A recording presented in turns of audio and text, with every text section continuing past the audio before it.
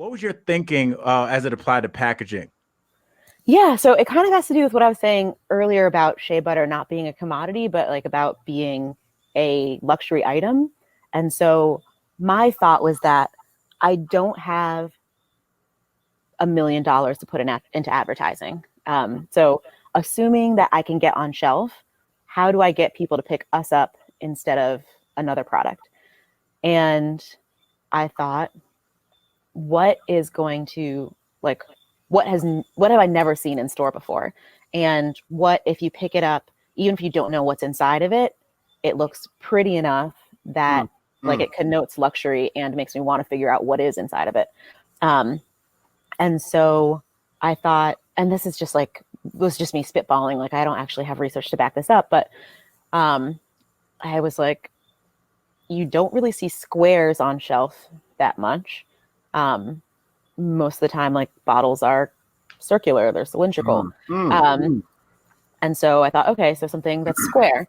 And then I thought, okay, um, if it's square, then what is it made of? It probably, now I'm just like on Alibaba, like scrolling through Right. square containers.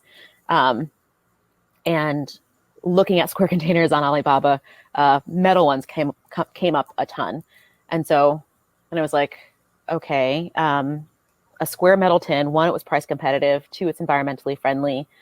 Three, um, I can make them. A lot of them, like the default was gold, and it's like, okay, so now I'm selling a golden box Mm, with mm. something inside like that. It That looks like feels something compelling. Indiana Jones would find. Yeah.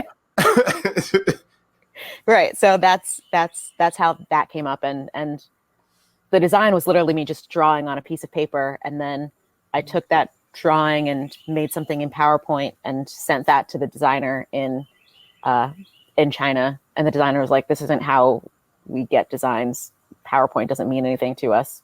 But um, they were willing to work with me, and made it work. I appreciate you walking us through that process. And I think that a lot of times brilliance is in simplicity. And, you just looking at like what's going to attract people's eye, what don't I see, and what kind of color will pop on the shelf. And it made me think about, I have a buddy of mine who's a comedian, and he's also a liquor distributor.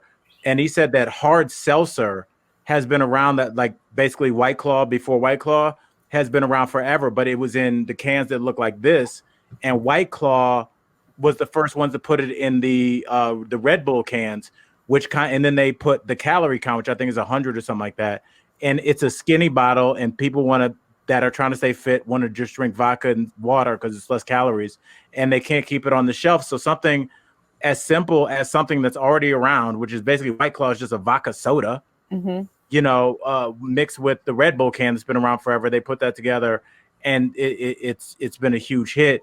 And it just seems like, when you get feedback, do a lot of people comment on the packaging? Yeah, a lot of people do comment on packaging, which is nice because I wanted it to be something that people would see and think was incredibly beautiful. So that's like exactly what I wanted, and it is what people seem to gravitate towards.